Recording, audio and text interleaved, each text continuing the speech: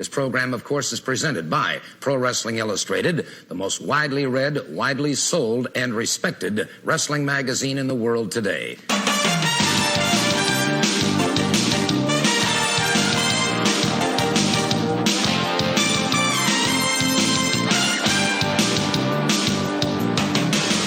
This is the Pro Wrestling Illustrated Podcast. I am your host, PWI senior writer Al Castle, back once again with my co-host, Brian Solomon. How are you, Brian? I'm okay, Al. I'm trying to stay healthy like we all are, pretty much. Yes, it just, I think this is now 3 consecutive weeks that we've recorded, and it's incredible just from week to week how different, forget wrestling, how different the world is. But obviously our concern here, at least for the next hour or so, is going to be wrestling and trying to do our little part to keep everybody entertained and maybe thinking about something other than the real grim kind of dark reality outside their door. Me being here in New York, it doesn't get much grimmer than here. But nevertheless, it is what is traditionally the biggest week in the calendar for wrestlers and for wrestling fans. WrestleMania is this weekend, and we wanted to stop by with kind of a preview. We will talk about the card. Fair to say we've never had a WrestleMania like this. We're going to be previewing a show that I believe already has happened, essentially, which is, again, just one of the many things that make this WrestleMania just one of the most bizarre ones ever. And even from when we last spoke, Brian, there's a few updates that we'll talk about. And joining us here on the show, I actually, because one of the things that I really wanted to explore about the impact of the coronavirus outbreak is how it affects independent wrestlers. When you talk about the financial hit that WWE, this multi-billion-dollar company, or even AEW, or a lot of other kind of the national pro wrestling promotions that they're taking, and it's not to undercut the significance of them, but clearly the folks in the wrestling business who are feeling this the most are independent wrestlers, independent promoters, especially those for whom this week in Tampa was going to be the highlight of their year financially, and obviously that's all called off. So reached out to my friend Shane from the New York Wrestling Connection, which is the premier independent wrestling promotion here on Long Island, and really one of the bigger and better ones in the New York metro area when you look at a lot of the folks that have graduated there, and asked that he could connect me with somebody who works out of there who is familiar with the WWE Performance Center, and got hooked up with Rex Lawless, who is on the line. How are you, Rex? Hi, thank you for having me. And no, my pleasure. And again, one of the reasons we wanted to have you on is to talk about, again, the financial hit. Now, I know you weren't supposed to be in Tampa. You mentioned you knew people who would have been there this weekend. But I imagine for the last few weeks, in the next few weeks, you would have had plenty of bookings. You mentioned that you were actually going to be working on WrestleMania, not on WrestleMania, but that day for a show here in New York. So financially, what's this been like for you? Well, yeah, it does hit a little bit financially because my girlfriend, who also helps me pay the rent, was on a few of the shows down in Tampa that definitely would have helped that we're missing out on. And that show, I was very much looking forward to Outlaw Wrestling in Queens Brewery in Brooklyn. We were going to do a little afternoon card and then do a WrestleMania viewing party, which is a lot of fun. Everybody has some beers, hangs out with the wrestlers, and watch the show. And yeah, we could have sold some merch there. Yeah, it's a really cool venue, really cool idea. We've done shows there before, and brewery shows are getting very popular in independent wrestling. It's just like a really cool vibe. You usually get a lot of non-wrestling fans at those types of shows too. They just want to come out, have a good time, and those are usually like some of the funnest crowds to work in front of. But as far as WrestleMania weekend goes, I know a lot of my friends in the business are hurting from this pretty badly. And it's tough when you just, like, every day we pretty much dedicate our whole day and lives to pursuing the dream of professional wrestling, and then now all of a sudden that's gone. It's tough on a lot of people. Yeah. And you also do some training, right? I mean, both at NYWC and I believe I was told that you work with Mike Quackenbush at his school in the Philadelphia area, right? Yeah, what's cool about the Wrestle Factory, which is the Chikara school, he's been running classes online, just doing like through video classes where you could join in at a chat and just watch him, and he does seminars and stuff. So he's been keeping it going that way. But it's very tough for a lot of these schools who can't operate right now too, and who rely on the monthly shows to help pay their rent. And yeah, I recently moved to Philly, but I came up at NYWC. That was the first school I trained at when I was just starting from scratch, and it is a great school. Probably the most consistent running New York promotion, and it's very tough to run in New York. A lot of expenses go into it, and they definitely do it the right way over there.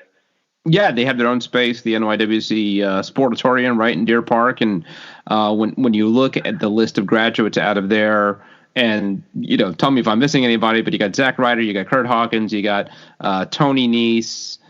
Who else has come out of there? Well, Matt Stryker was there for a little bit. Mike Mondo. Yep. And we recently got Alex Coughlin, who's in New Japan. He was a young lion from New Japan, who's been on a bunch of New Japan shows too. Yeah. And in AEW, right? What's his name? Alex Reynolds, right? Alex Reynolds and John Silver, who I think a lot of people who have just seen them in AEW and don't really know them, don't really know what they're capable of. They're great wrestlers. I learned so much from them coming up. Yeah, I know Alex did some training there as well. And I thought about them. I mean, I know they hold those monthly shows and the training, and they got to pay for that space. And like everybody else, they're just shut down. And it's a real difficult time. So I know different independent wrestlers are trying to make ends meet. You mentioned the Chikara School going online. Is there a URL or something that you could share with folks who may be interested in checking that out? I think it's just for the students, pretty much. Okay.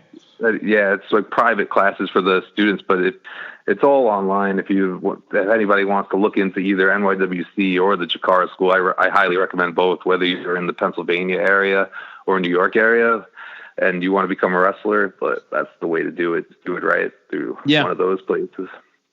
Yeah, I mean, look, if you were planning to be in Tampa, as I was, and checking out a lot of independent shows and maybe had stashed a little money aside to spend there, it's a good time to support your local independent wrestlers. They were counting on this weekend to make ends meet, and if you could still help them do that, by all means, please do support your local independent wrestlers, local independent promotions. Again, I've been following what NYWC's been doing for a long, long time. I think they do terrific work, and I hope to see them back on their feet before long, along with the rest of the country. So just keep your fingers crossed. So real quick, let me mention to you the latest issue of Pro Wrestling Illustrated is available now. It is our decade in review, just as we do the year in wrestling, this is the decade in wrestling, looking back on the 2010s with our decade awards, wrestler of the decade, tag team of the decade, match of the decade, and so on. It's all in the latest issue of Pro Wrestling Illustrated, featuring on the cover AJ Styles, our wrestler of the decade, and my interview with AJ, which I believe we featured here a couple of weeks ago on the podcast. So definitely go and pick up that issue. Let me pull up the table of contents, as I like to do, and talk about what else is in this issue. Do you happen to have it in front of you, Brian? You know what? I did not get my issue in the mail yet, so I'm really calling you out right now. It has not arrived. Wow, that's interesting because I got mine at least a week or so ago. Here we go. Yeah. So you got the hot seat interview with AJ Styles. The Decade Awards, a feature on Tessa Blanchard, the Impact Wrestling Heavyweight Champion, a feature on Dana Brooke, and she's part of kind of some of the unfortunate news coming out of WrestleMania, her dropping out of one of the title matches there. And this looks at some other challenges that she's had over her life. This is a fun feature, 25 under 25. So 25 wrestlers that we profiled who are making a big impact in wrestling. And are 25 years old or younger. And a lot more. The usual columns and all the features here in this magazine. You don't want to miss it. Again, it being a decade in review, it is very much collector's edition. So go and check it out. Go to PWI-online.com. Thank you, Brian. You're welcome. And check us out there. And another thing that I want to promote, we talked about last week, I got my, maybe you didn't get your PWI in the mail, but did you get your PWI weekly, Brian? I did. Yes, I did. Yes, came over in my inbox today. And again, this is a new feature that we've brought back. Thanks to Kevin McElvaney, our new editor. And it's a lot of fun.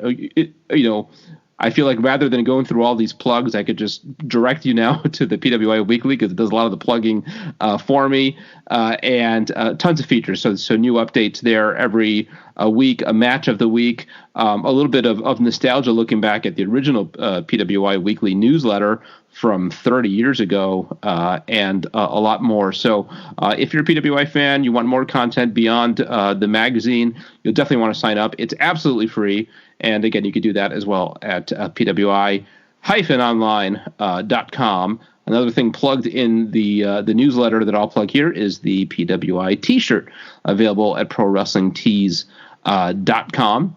And what else do I want to plug? Our social media efforts at official PWI, both on Twitter and Instagram. I plan to be live tweeting WrestleMania, as I usually do, even though, there's all kinds of logistical challenges that come with WrestleMania this year, being over 2 nights. So we'll see. We'll see after, hour number 8 of night 2, how much I'm still feeling it. But I intend to at least try to live tweet WrestleMania. And what else? Send us an email at pwi@kappapublishing.com or right here to the podcast, PWI Podcast at outlook.com. And I think that's about it. Subscribe to the podcast, please, wherever you get your podcasts. And please leave us a positive review. We very much appreciate it. Okay, let's talk a little WrestleMania. First, Rex, having you here on the line, again, one of the things that we were interested in is that you've actually worked out of the WWE Performance Center. You had a tryout. You were part of the same class that included Tommaso Ciampa and Johnny Gargano. So you're more familiar, certainly, than me, than a lot of fans, about what are the logistical challenges of putting on something like WrestleMania in the WWE Performance Center. So can you give us a sense of space? What we've been seeing on TV for the last few weeks. What is that? Is that actually where the training goes on? Because the actual Performance Center has a few different rings. So is this just a portion of the entire Performance Center, or is that pretty much the whole thing just kind of modified? Oh, that's definitely where they're shooting is the biggest space of the whole building.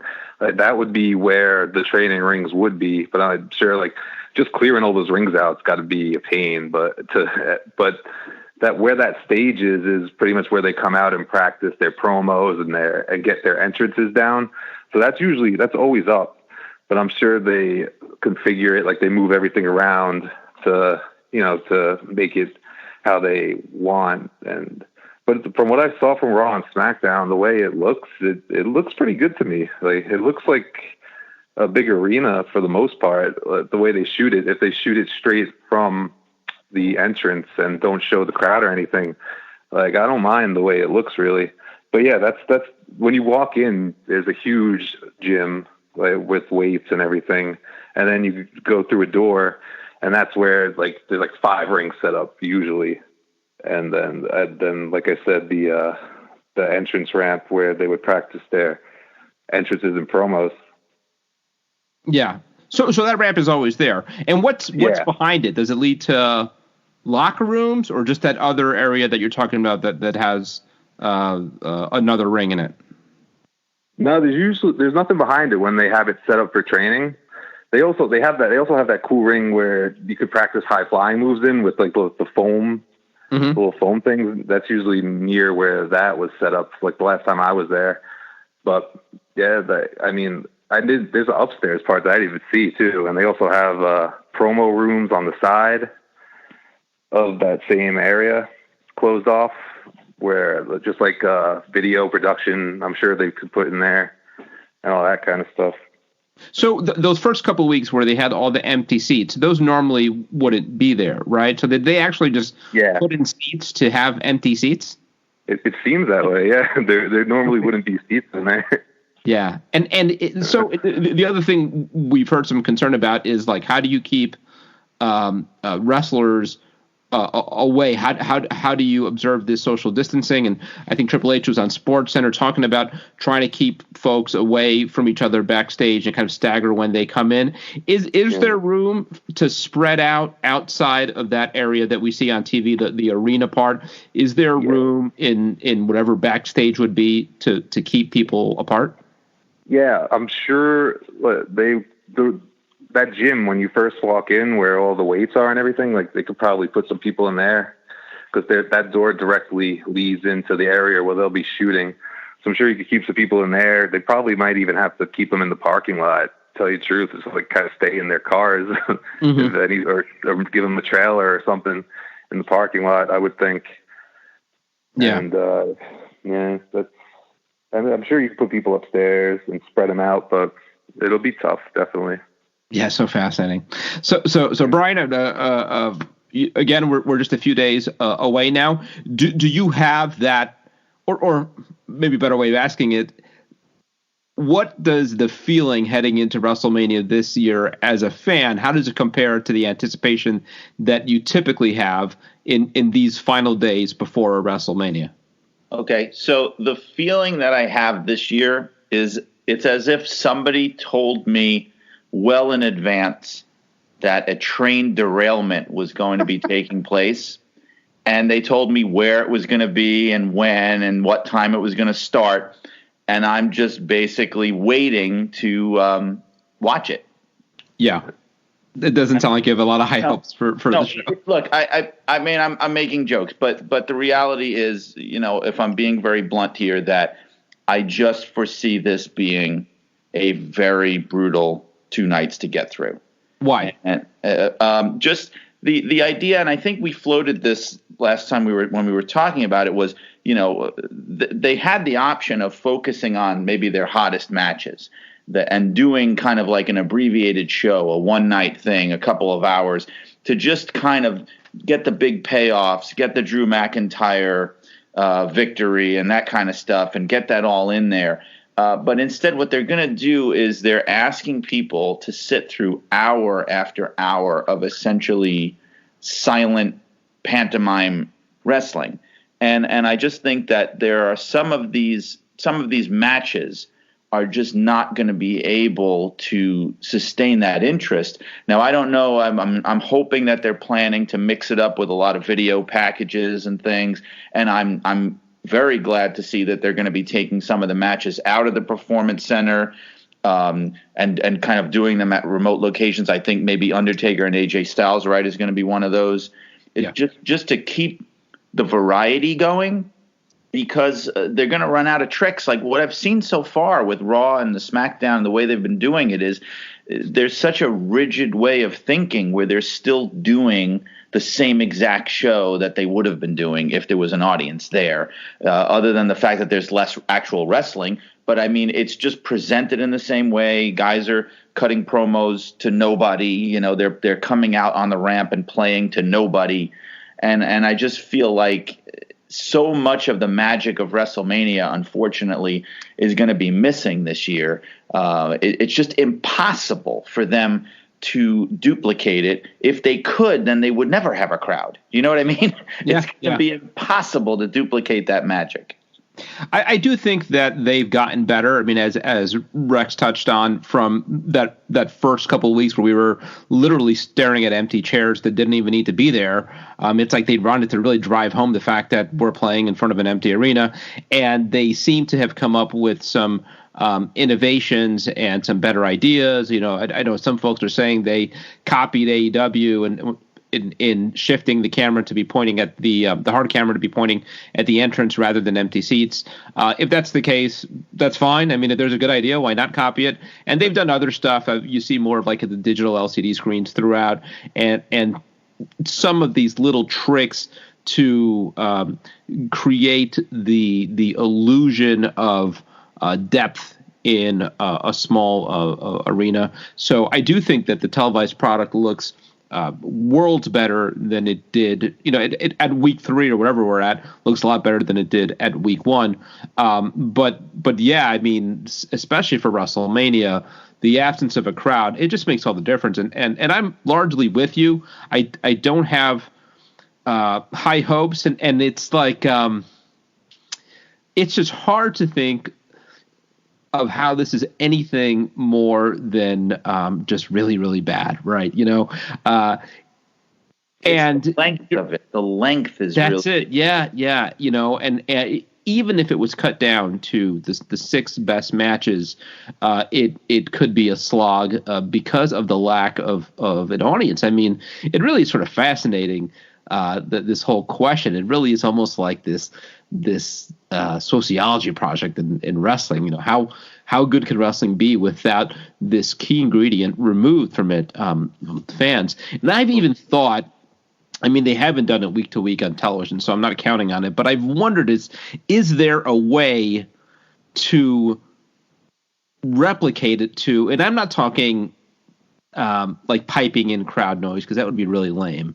But is there something that could be done to, I've even thought like could I don't. It's tough because it is truly a pandemic. So part of me thinks like, can you set up like closed circuit somewhere and have a crowd of fans watching WrestleMania and then pipe in their live reaction, that kind of thing.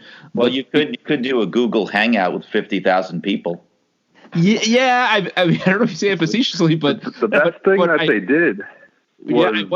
I wonder if there's a way to do something like that. I mean, just to have some kind of live reaction, because it's just, and it's such a shame because you have matches like Edge and Randy Orton that have been built really well, that in front of 70,000 fans, I mean, you can imagine what the reaction would be in the pops, and it just feels like a waste to do that in front of silence. So a real challenge. Rex, you have any kind of outside the box ideas of maybe a way to take, these make lemonade out of these lemons beyond what they're already planning for a WrestleMania? Yeah, sorry about that. I almost jumped the gun a little bit, but yeah, I was just going to say the way that AEW had the heels in the crowd like betting on the matches, that was a very interesting way to do it, and having the baby faces cheer.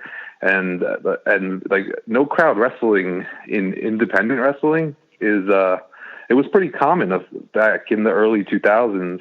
The old Beyond Wrestling studio tapings and things like that, they'd have the other wrestlers around the ring cheering on, banging on the mat, still in character and everything. And I think that's really the only thing they could do. But I know that that's tough now too, because of the limitations they have on how many people could be in there at once. But when AEW did it that first week, I thought it was a good way to get some crowd noise and get some excitement going. Yeah, I thought about it sort of similarly. I mean, whether it was fans or even personnel, can you? I don't know what this violates in terms of guidelines or law, but can you have a crowd? And I use that term loosely, but with fans like every 6 feet apart, staying would that be better? Would that be worse? I don't know. Anything be better than just silence, but unfortunately, they're in a tough spot. So. Yeah.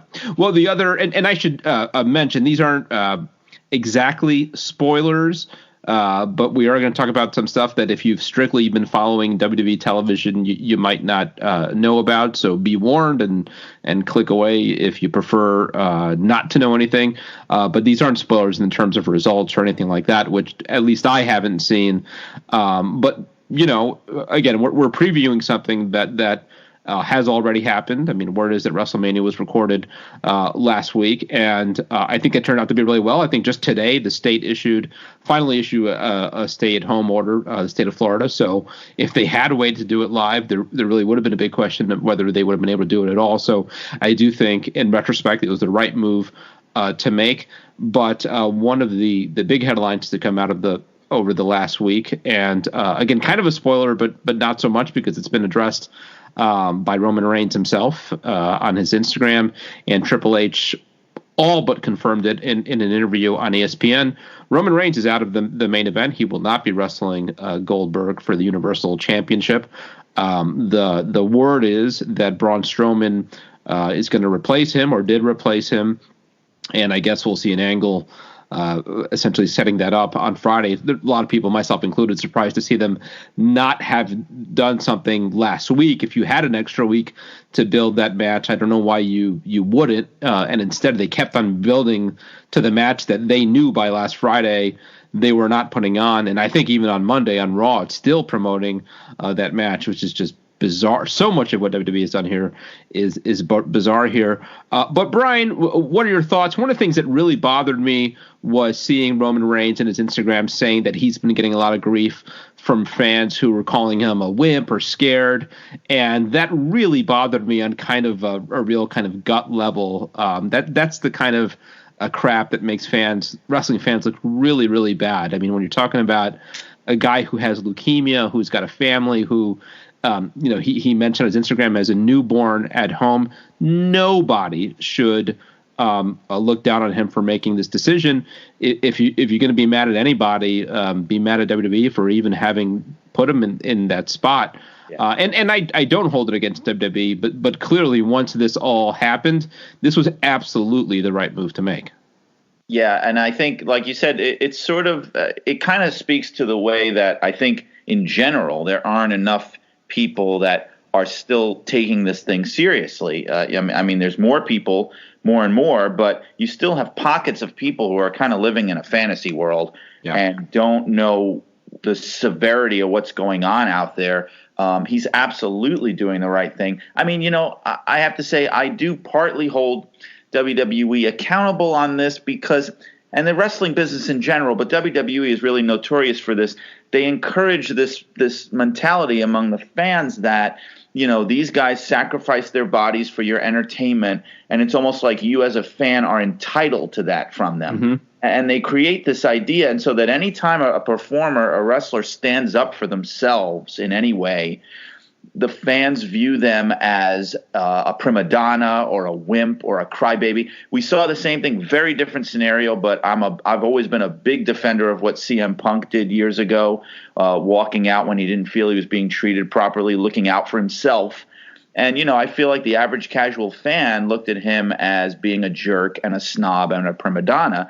And I really don't like that mentality among fans, because I think if the performers don't look out for their own needs, no one else is going to. So they have to. Yeah. You're absolutely right. The one that comes to mind, this is from a while back, was when they used to do the tribute to the troops overseas, and they would actually go to military bases in Afghanistan or Iraq. And there was one year where they were somewhere in the Middle East, and Rob Van Dam refused to go. Yeah. And I remember at the time, the story was, you were probably working there at the time. I think I was, yeah.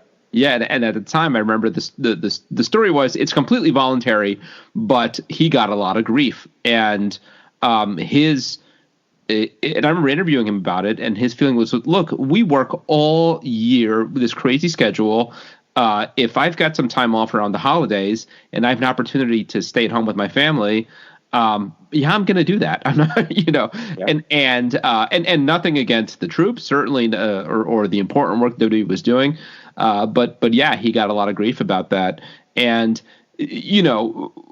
I think, to your point, that WWE is putting on this show at all, I think feeds that, right? Because the thought is they are so selfless that even amid all this going on, they're still going to put on the show to put smiles on fans' faces. And that was the line that Triple H kept on hitting on that ESPN SportsCenter interview. And I am not minimizing the fact that there is some good in them keeping entertaining fans, and certainly right now fans could use some entertainment, so they are providing a service. But it is They can say that they're doing this for their fans, and that's all well and good. But clearly, this is not in the best interest of their personnel. And then there is the bigger question of is there a responsibility beyond their personnel if one of their talent or production crew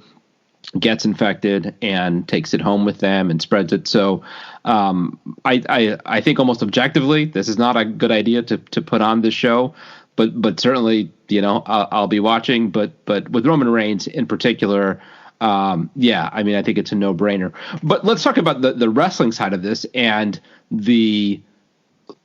this creates all kinds of logistical issues. Remember, a few weeks ago, this wasn't even the main event. The talk was that it was going to be Roman Reigns and Bray Wyatt for the Universal Championship, and then they switched it to Goldberg. And I'm sure at the time, and I don't know that this was the thought, but it certainly makes sense that they thought, look, we'll put the title on Goldberg. He'll drop it to Roman Reigns. No harm, no foul. We get the title on Roman Reigns, and then we have a Universal Champion that's going to be working all the house shows, full-time guy. Now that's out the window, right? So they switch Braun Strowman in there. Do you put so it almost the more important thing is not who do you put the world title on, but just that you need to get that title off of Goldberg. You would think. But the flip side of that is, who knows when WWE is going to be running shows again? So does it even matter that it stays on Goldberg or not? So all that said, what do you think of the new match of Braun Strowman and Goldberg? Granted, we haven't seen them even mentioned on TV, so we don't know what the build, if there is a hot angle that is planned to move toward it. But on the face, what do you think of it, and what do you think maybe the outcome will be? I think that they may have actually stumbled into something really fortuitous here, because I've always felt, or at least as long as he's been with the company, that like a lot of people have felt, that Braun Strowman has major main event top guy potential.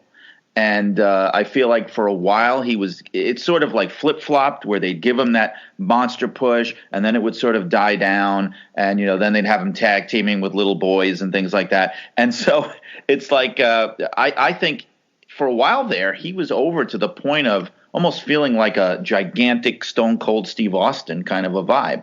And I think that this is somebody that they might want to consider doing that with. I mean, I know Drew McIntyre is the one everybody's talking about, but I feel like there's certainly room at the top for more than one. I think he's got major potential, and this could be the kind of liftoff that he needs to really go to the next level. I mean, like you said, I don't know when he's actually going to be defending it or anything like that, but you can't have Goldberg as a long-term champion. I think we all agree about that.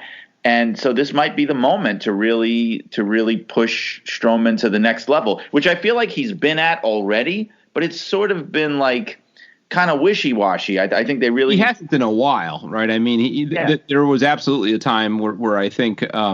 he was right knocking at that door, when he worked with Brock Lesnar, but he's been cooled down quite a bit, and really for the last year. I mean, remember a year ago, WrestleMania, he was feuding with those guys from Saturday Night Live, and it hasn't picked up much since then.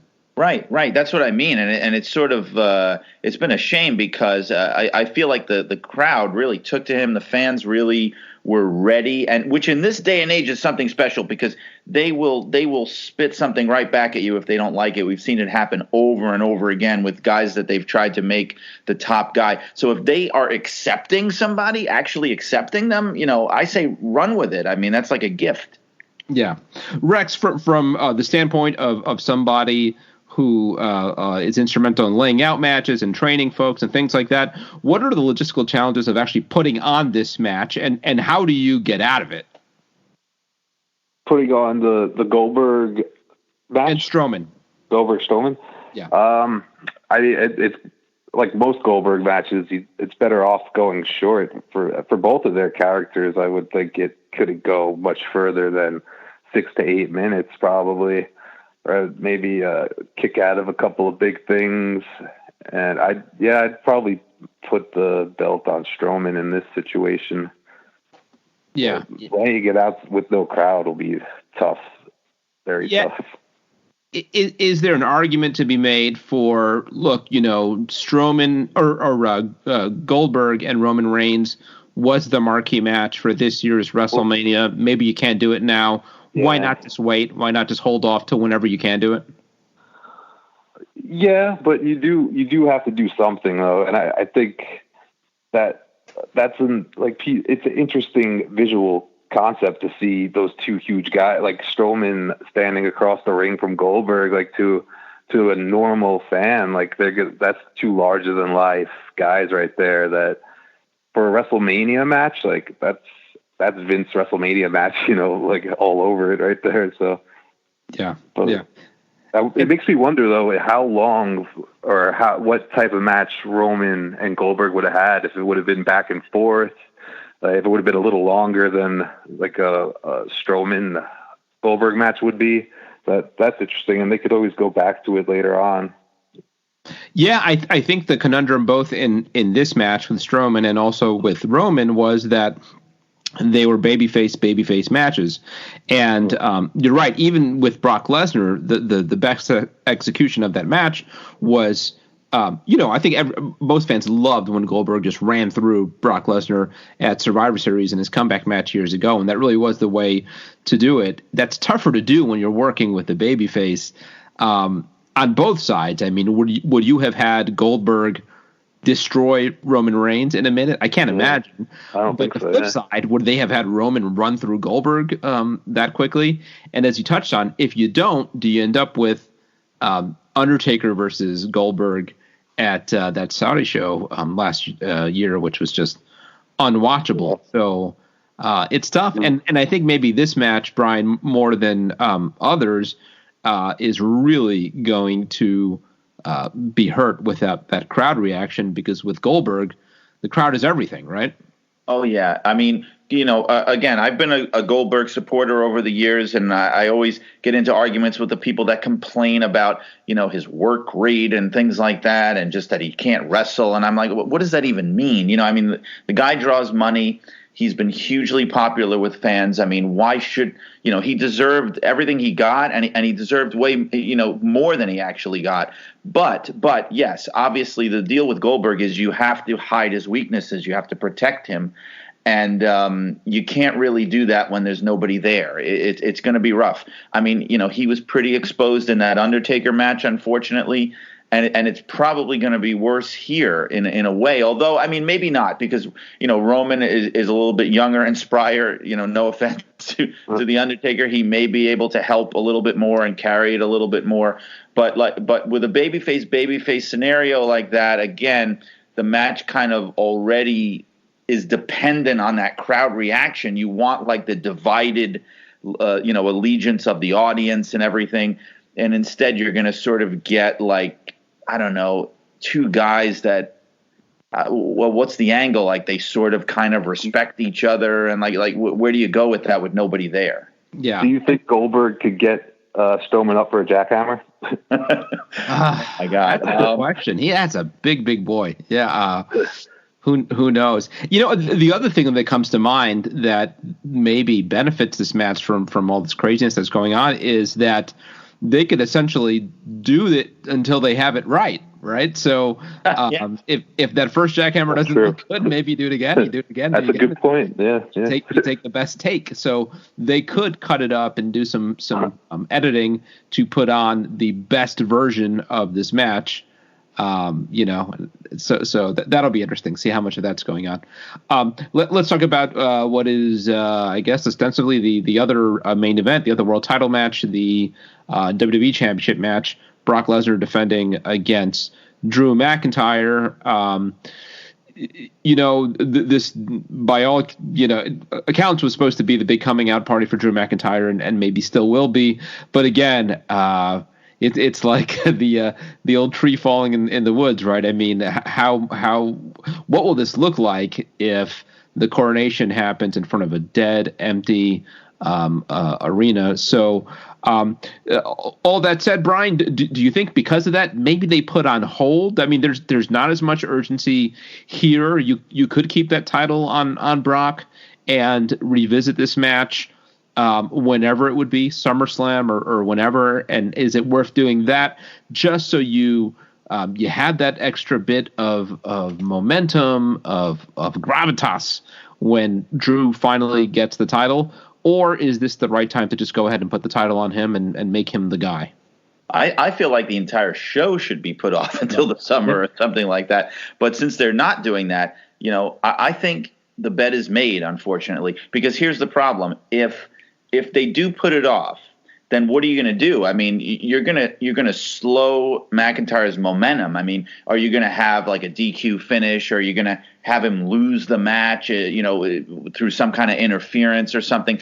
I think that only hurts McIntyre because he's right on the cusp. You know what I mean? Like, he can go either way right now. He's in that spot where, yes, you can become like a respected, solid, established main eventer, or you could go back to the mid-card. So I think any sign of weakness at this point is going to hurt him. So he's got to win this.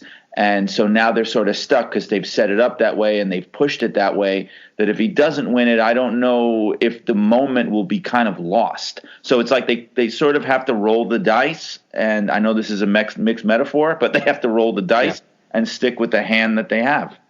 What I'm not clear on, and this kind of taints everything in terms of making predictions, is what is the plan after Sunday? I mean, I don't even know if there's a Raw on Monday after that, or SmackDown after that. Or are they sticking with the weekly television out of the Performance Center for the foreseeable future, even if this is potentially prolonged for months?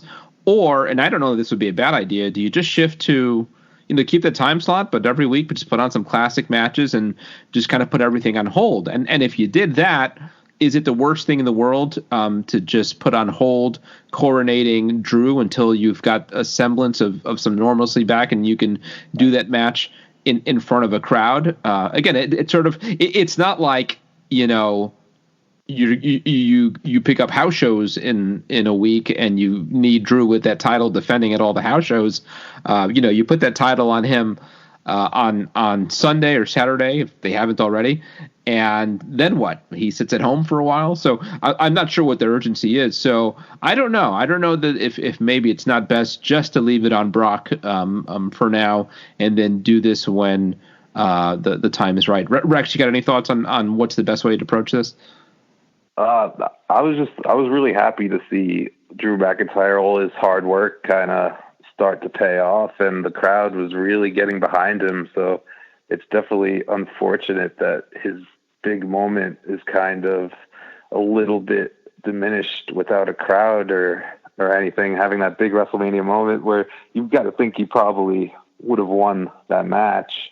Yeah. And yeah, so I mean, I would like to see him win it, but it would be best probably to hold it off maybe for SummerSlam and get that crowd reaction that he would have got at Mania. Yeah. I think one of the real shames of all this, maybe more than anybody on that roster, is that he was doing so well. I mean, I do think he was like the story this year, kind of like Kofi was last year. And seeing how confident he's gotten and sure of himself he is, if these angles and these promos that he's been cutting were in front of an audience over the last few weeks, I could really see the momentum sort of building and that groundswell of support building. But it does feel like he's sort of lukewarm right now. And how could you not be when, there's no audience to cheer you on? In terms of importance, I think probably Randy Orton and Edge would be next up. I mean, it feels like every year there's that sort of special attraction match, and I think this is kind of it this year. Edge returning after whatever it's been, 9 years for his first singles match. I think most people I've heard have really commended the job WWE's done in building this. It's a lot of terrific promos. Randy Orton in particular feels as inspired as he has been in a long time. I in my last column in the magazine, I talked about how his name came up in the Hall of Fame, the Observer Hall of Fame balloting, and I looked at it, and I just, once upon a time I would have thought he was a sure thing, but I just think there's been so many letdowns over the last several years in big matches, including at WrestleMania, that I just thought that that ship had kind of sailed. So it's nice to see Orton kind of reinvigorated and have something that he can really sink his teeth into, and I do think we're seeing the best version of Randy. And Edge as well has just been, we haven't seen as much of him, but where we've seen his promos, including the promo that he cut Monday night backstage, he's got passion, he's got fire.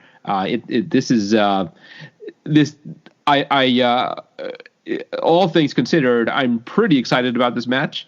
Again, it feels like sort of a shame that it's going to happen in front of total silence. What are your thoughts, Brian, on the build to this and what the execution might look like? Well, I'm starting to feel like a broken record a little bit because but again, it's the same refrain. And this match particularly, I think, suffers because you're talking about a grudge match, right? A serious white hot grudge match. It's been presented in the best way they possibly could have under the circumstances. I mean, the bit with Beth Phoenix for sure. I mean, just the rarity of women getting manhandled in WWE, kind of, so that when it does happen, it is very shocking. And you saw real heat. There was real heat on Randy Orton there. Again, thankfully, they got that in while they still had a crowd. Imagine that same angle without a crowd there. Right. But it is going to take away because this is a hot angle. It's a hot match. And you without the crowd there, you lose some of that heat. You've got here's the good side. You've got two great workers there, guys who could have a great match with a broom handle. You know what I mean? And so, I mean, the match itself in a bubble, right, will probably be great. But watching it as a fan, especially a casual fan, you're going to be missing that heat on the match, I think, and it's unfortunate. That might have been one of the matches that would most have benefited from being put off.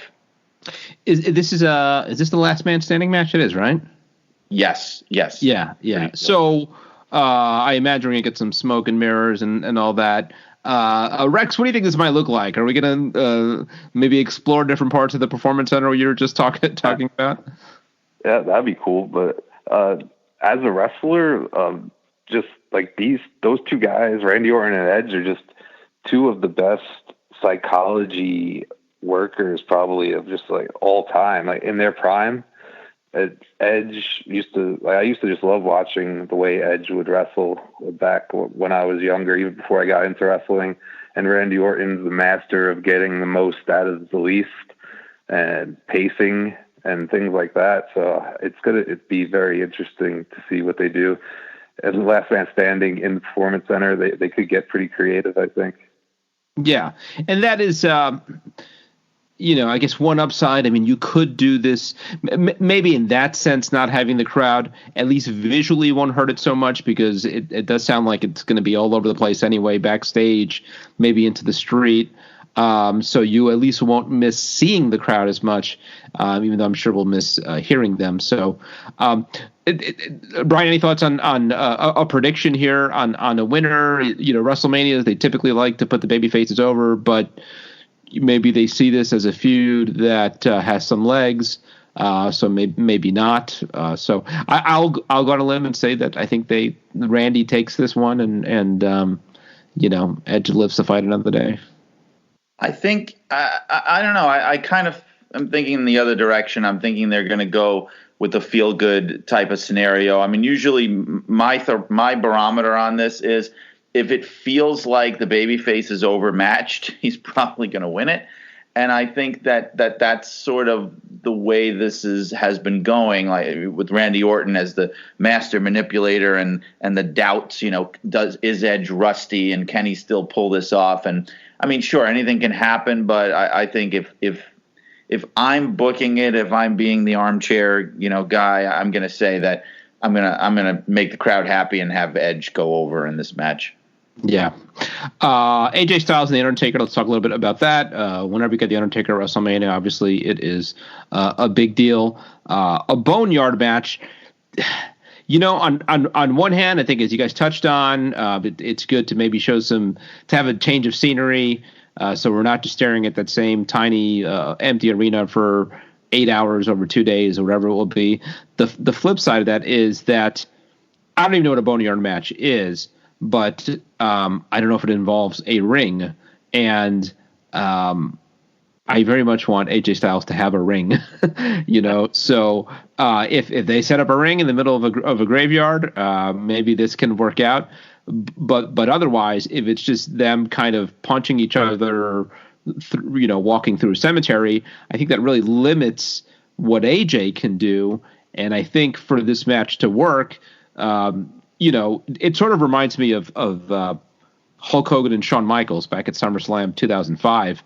Where Shawn was just, he's basically wrestling himself and Hogan was there. And it's not that extreme with Undertaker, but it is the kind of situation that I think when we first started this match months ago, a lot of fans were excited about it because less about seeing what they could do together and more about seeing how can AJ pull this off? How much can he do on his own to kind of create the sense of movement and bump around and fly around and give the Undertaker potentially the best match he's had in years. But if you literally don't have a ring, that to me that really kind of hamstrings this match. Yeah, I feel kind of mean for saying it, but it seems to me for the past few years like the Undertaker's career has sort of been on fumes. Yeah. And it's sort of like this is the send-off that he should have gotten has happened so many times. I felt like it could have and should have ended maybe with Shawn Michaels. It could have and should have ended with CM Punk. It definitely should have ended with Brock Lesnar, and definitely then again should have ended with Roman Reigns. So right now it's like they're almost running out of ideas. And again, I hate putting it this way, but it's like these Undertaker comebacks, it's getting to the point where it's like, I don't even know if anybody wants to see this anymore. And I feel like AJ Styles, look, the guy is probably the greatest in-ring performer in the business today, but he's the wrong opponent for Undertaker in a match like this. And the same way that Michaels was wrong for Hogan, because he's so athletic, he's so dynamic, his strengths are in his, ability to really bump like crazy and move around the ring. And I just don't think that's the kind of match that helps the Undertaker. If anything, it accentuates his weaknesses. He's better in there with a Brock Lesnar or somebody like that. So I don't know. I just think that AJ Styles is being wasted in a match like this. Yeah. Rex, as a wrestler, how do you approach this match? The limitations of working with a guy who is, I think, in his late 50s now. Certainly all 56. Kinds of 56. Yeah, so certainly all kinds of limitations, physical limitations that have been well documented, and potentially again without a ring. So, how do you approach this match? Well, yeah, I've been in that predicament a few times. I wrestled Just Incredible recently, which had a few limitations there. I had to work around. But they have the Boneyard. I guess they're going to film it in a cemetery or something. I think that's what people are assuming. But yeah. Man. Well, I was always a huge AJ Styles fan. He was like my favorite wrestler when he was hot, like on the Indies in the early days of TNA. So I would, as a fan, would rather see him have like a match with like Daniel Bryan or something, or like a crazy good, just normal wrestling match. But I guess like you said before, you pretty much just have to punch and kick and use the props around you. And that's pretty much all you could do. I'm sure they'll make it entertaining, but that's all you could really do in that situation.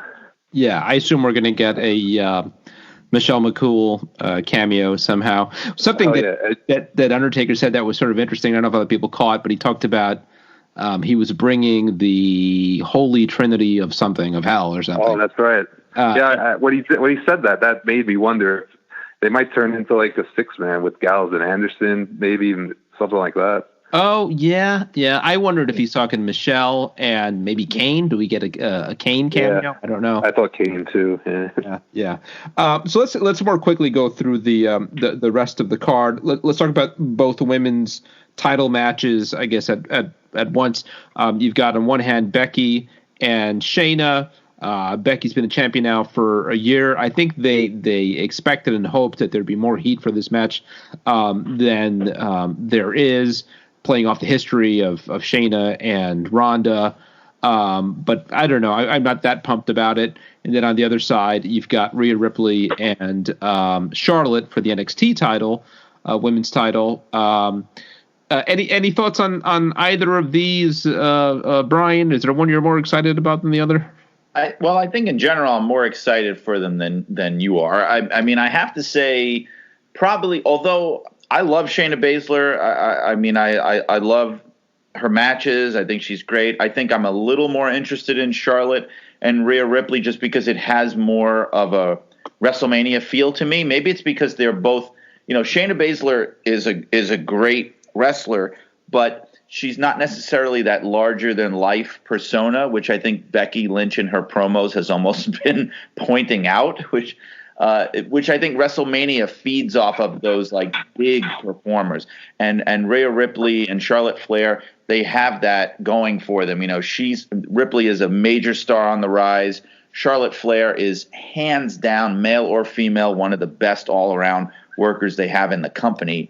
I'm actually really, really psyched to see that match. Really? I think it's going to be great. Yeah.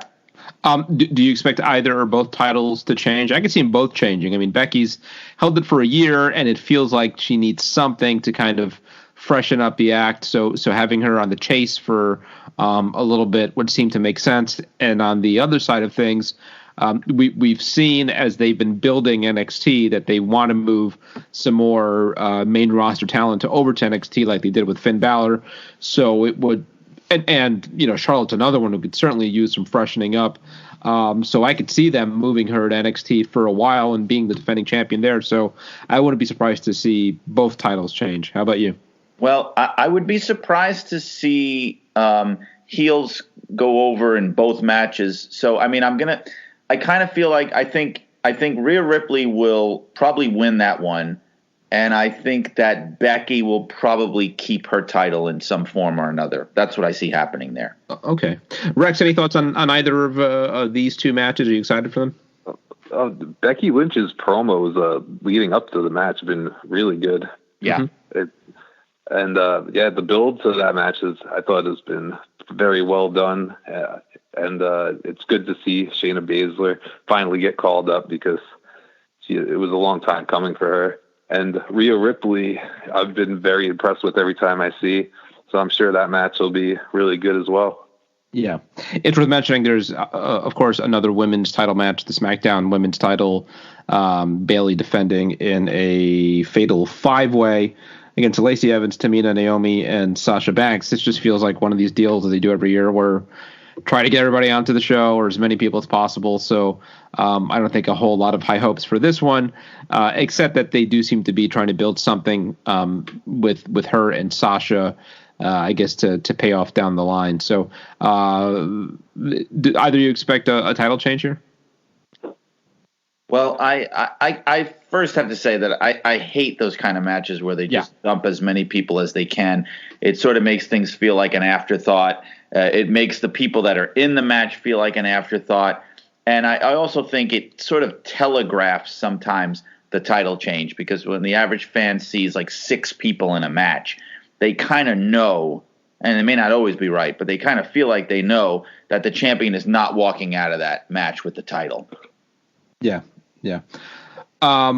Next up, let's talk a little bit about Seth Rollins and Kevin Owens. They've gotten a lot of TV time on Raw, some pretty good promo work on both their parts.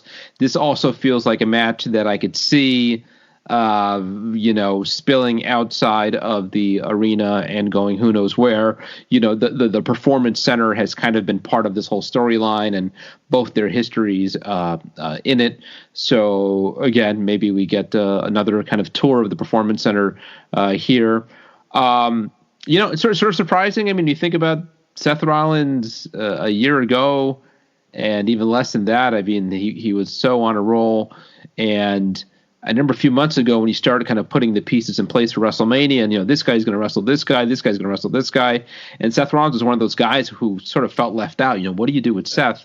And he ends up with Kevin Owens, which is fine, but it is also very much a mid-card match. I mean, upper mid-card, but certainly not Again, if we're talking about matches in order, I'd say maybe at best it's fifth from the top, more or less. So, but I do think there's potential here for some really good work from two former Ring of Honor champions.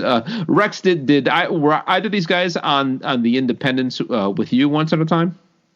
I've been on shows with Kevin Owens when he was still there. Yeah. And I think he just got signed like not too far before I had my tryout. Yeah. So in terms of style, what do you think this match will look like? I mean, again, both guys who have that independent blood kind of running through their veins. Do you have high hopes for what this will look like? Yeah, I think so. I think them playing into the Performance Center was a smart thing to do. Playing into that, they both came up through the system and they both grinded to get there, and they kind of did callbacks to their training days. And I think that was the way to go with that. Like, this match probably has to be the the indie-rific match, if you will, back and forth, lots of spots. I think that's their place on the card, and I think that's what they're known for. So it should be a good match. And maybe because of that, this actually works better than some of the others, because we've certainly seen over on AEW how the modern style of wrestling maybe is less dependent on crowd reaction than some others, because a lot of it is about kind of the artistry. I was watching earlier today, the match that made me fall in love with wrestling was Hulk Hogan and the Ultimate Warrior, WrestleMania 6. And it's 30 years ago today as we're recording this. And I watched it back today and blown away by how just nothing happens in that match. I mean, it was just from a chin lock to a bear hug to a chin lock. And yet, as a kid, I loved that match. And I still think it holds up pretty well, all things considered. But so much of it was 60,000 fans in Sky Dome, and Monsoon and Ventura doing a terrific job. So they were able to kind of cover up for some of the faults of the match. But when you've got a Seth Rollins and a Kevin Owens who artistically are so good, maybe they can pull this off better than most people on this card can. What do you think, Brian? Yeah, this is the match that for me is in the position that the Intercontinental title match used to be on the WrestleMania card, which is like you can rely on it. It's a mid-card match, but you can sort of predict that it may wind up being the best technical wrestling match on the card because, again, of the talent of the guys involved, and just like some of those great ones like Savage and Steamboat is the one that everyone always talks about, of course, but there are many others. Some of those matches, I could sort of see working better, at least, with no crowd there, just because you're marveling at the technique of what you're seeing, whereas a lot of the other matches, it does depend on emotion more than that. So I think this match will benefit, and I think it may wind up being the best, actual hold for hold, move for move match on the card.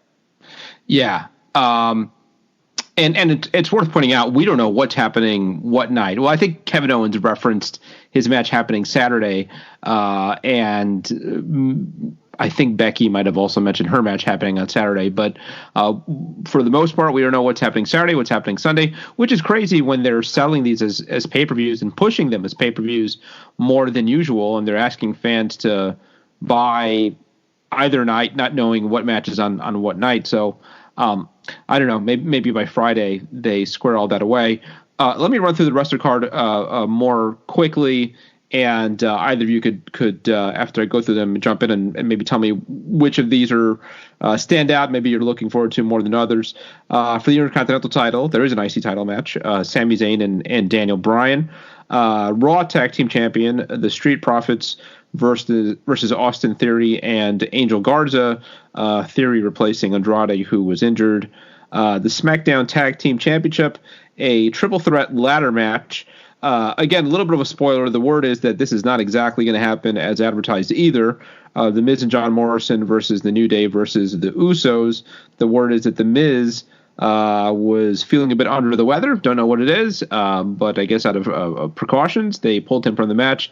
And I think the talk is that this may be a 3-way singles ladder match with members of each of these teams. So it could be something like, and I don't know, but it could be something like Morrison versus Kofi versus and Uso. I don't know who. I don't know if the tag team title is still on the line. Women's Tag Team Championship, Kabuki Warriors versus Alexa Bliss and Nikki Cross. Then they just threw on the card, I think, on Monday night, Aleister Black versus Bobby Lashley. Elias and King Corbin has got a little bit of TV time. Some teasing maybe that Gronk will be involved in this one. And Otis and Dolph Ziggler, of all the people to be included on WrestleMania, when you think of a lot of people who are not on the show, these two got on. But actually, this match probably has more heat and more storyline than a lot of others. So, Rex, I'll start with you. Of all those, anything jump out that you'll be interested in watching?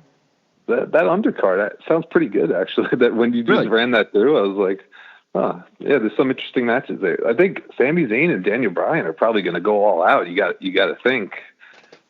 Like, Sami Zayn hasn't wrestled in a while. I'm sure he's got a little chip on his shoulder and wants to show like people in the back that he could still go, kind of thing, and to kind of pigeonhole him as a manager. Like, he's a great talker, but like there's always, as a performer, there's always got to be a part of you that says like, hey, I could still go here. Like, I don't know why you guys aren't giving me, opportunities. So I think they're going to probably kill it. So that's going to be good. If they're given the time, yeah. That could be true. Yeah. Brian, anything jump out of you there?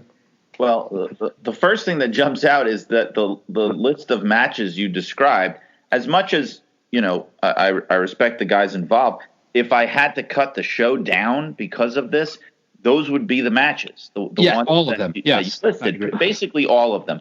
And not to be repetitive, but out of those, I would have to agree with Rex that the one that is probably going to be the best and the least dispensable out of all of them would be the Daniel Bryan Sami Zayn one. Again, because you've got the legacy of the Intercontinental title, which people still, I think, some fans still look to that title as having a great WrestleMania match every year. And you've got two guys that are great. I mean, Daniel Bryan, for God's sake, his reputation precedes him. Nothing more needs to be said. I mean, the guy, for a few years back was WrestleMania. You know what I mean? And Sami Zayn is a guy who hasn't gotten his due yet since he's been called up to the main roster. So, yeah, that's a match I'll certainly be looking at with interest.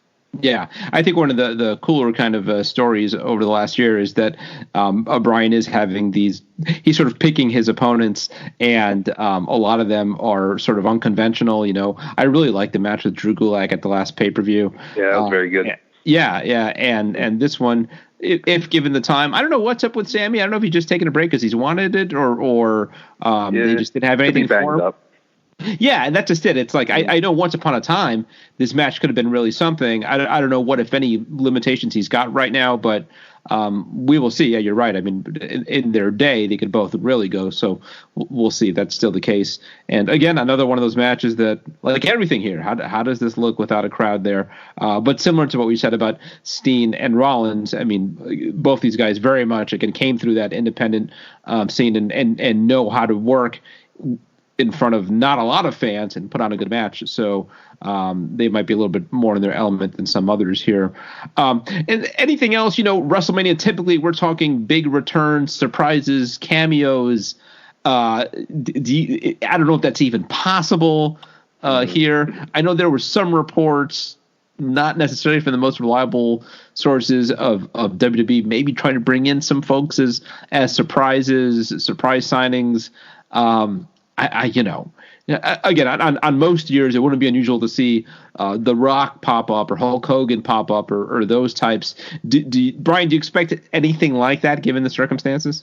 I really don't. I mean, why would you expose even more people? Although, I mean, look, I don't know if we're thinking of who we're dealing with here. Maybe I'm wrong, but I mean, why would you expand this even wider than it needs to be and bring more people into it? Not to mention the fact that, again, you're going to sort of sabotage any kind of momentum they would get, because it's like, oh, it's this great revelation of some guy that we signed and nobody's here. Yeah. Is that really the ideal time for them to show up. I mean, I think they may try to simulate it by what they often do, which is where they'll bring out legends of the past who still work for the company, like maybe Sergeant Slaughter will come out, or Mike Rotundo, or people like that are still sort of like affiliated and associated with the company. They might do that kind of thing. Yeah, I could see them maybe doing some Skype stuff. I mean, if you watch, late night television, whether it's the Tonight Show or Jimmy Kimmel, or whatever, everybody's, that's kind of the craze right now, is everybody broadcasting from home and having some fun with it. So I could see them maybe doing some of that, whether it's, Hogan on Skype or whoever, the NWO. I don't know how much that really adds to anything, but they do need to come up with some content to break up match after match after match, largely in this empty, tiny venue. So I'm almost more than the card. I'm interested in the overall production and the look. And this kind of goes back, Rex, to again talking about putting it on from the Performance Center. Do you expect that the look of WrestleMania will be essentially what we've seen on Raw and SmackDown the last couple of weeks, but with a WrestleMania sign or a couple of WrestleMania signs? Or do you think there's room there to really dress it up beyond what we've seen the last couple of weeks? I think more than anything, there's not really much room to dress up. Like, I'm sure they're going to have the lights, the graphics. It's going to be brighter. They might try to make like a more grand looking set. But I think what they're really probably going to try to do is just interesting ways of shooting it more than anything. Like maybe just weird camera angles, just weird ways of shooting it. Like, 'cause they love saying that they're making movies, So, and this is they already filmed it, so they're going to have all this time to edit it and do weird little cuts and things like that. I think they're going to probably experiment with that stuff more than anything, the way they edit it. Yeah. Well, we will see. I mean, again, it's certain to be one of the most memorable WrestleManias of all time. And again, watching WrestleMania 6 earlier today, and I dug up my old Pro Wrestling Illustrated with the Warrior holding up the two title belts in the Sky Dome, those fans behind him. And you think about those iconic images of 35 years of WrestleMania, and forever, the images of this WrestleMania is going to be a taped event in a tiny empty arena. Just wow. And Brian, I hope you and I can recap it all here on the podcast, hopefully relatively shortly after. I don't know if we would do both nights or maybe we wait until after Sunday night to kind of recap it all. So anyhow, thank you guys. Rex, thanks so much. I appreciate it. Hopefully fans will find you and NYWC and Chikara and keep on supporting what you guys are doing. Brian, thanks so much. Stay safe. Thank you. All right. Thanks, guys. Thanks for having me. Everybody, enjoy WrestleMania, and we will be back soon.